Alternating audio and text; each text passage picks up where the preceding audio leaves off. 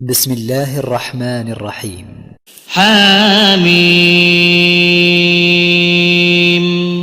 تنزيل الكتاب من الله العزيز الحكيم.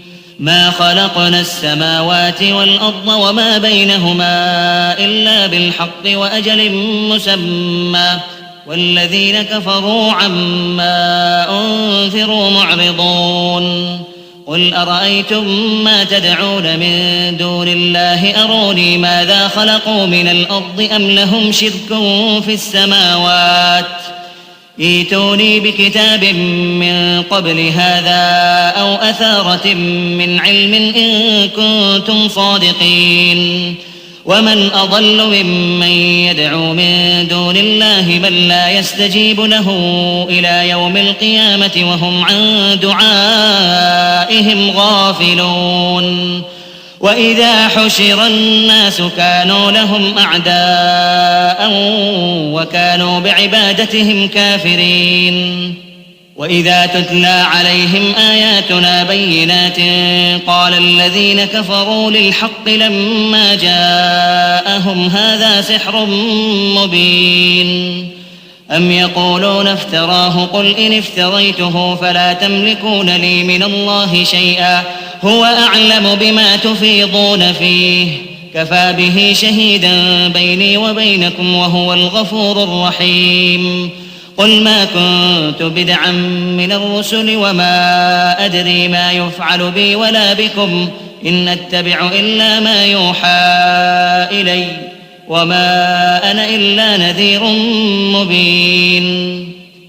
قل أرأيتم من كان من عند الله وكفرتم به وشهد شاهد من بني إسرائيل على مثله فآمن واستكبرتم إن الله لا يهدي القوم الظالمين. وقال الذين كفروا للذين آمنوا لو كان خيرا ما سبقونا إليه وإذ لم يهتدوا به فسيقولون هذا إفك قديم.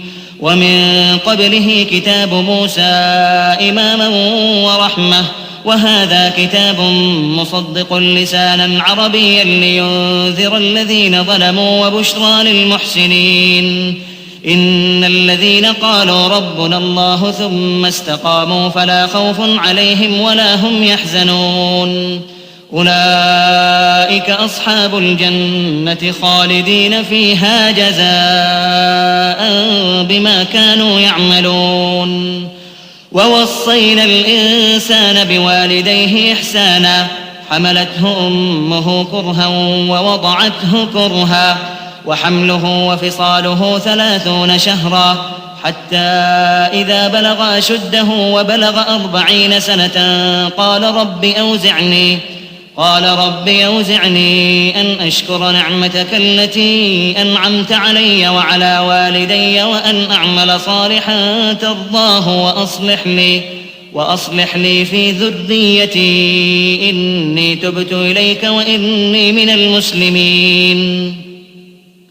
أولئك الذين نتقبل عنهم أحسن ما عملوا ونتجاوز عن سيئاتهم في أصحاب الجنة وعد الصدق الذي كانوا يوعدون. والذي قال لوالديه أف لكما أتعدانني أن أخرج وقد خلت القرون من قبلي وهما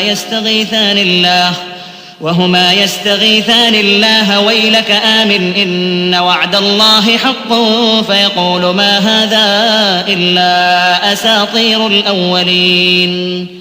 أولئك الذين حق عليهم القول في قد خلت من قبلهم من الجن والإنس إنهم كانوا خاسرين.